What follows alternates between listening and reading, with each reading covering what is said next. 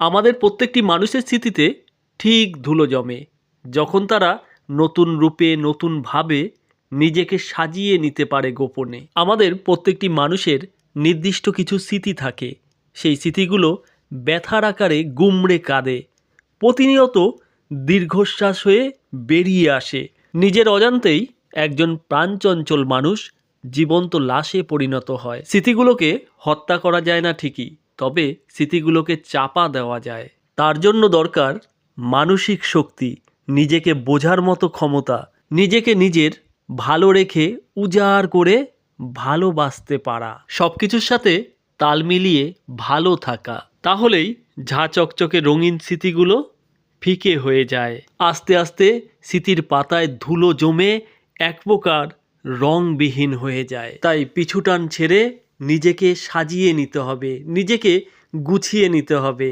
আর নতুন রূপে নিজেকে রাঙিয়ে নিতে হবে।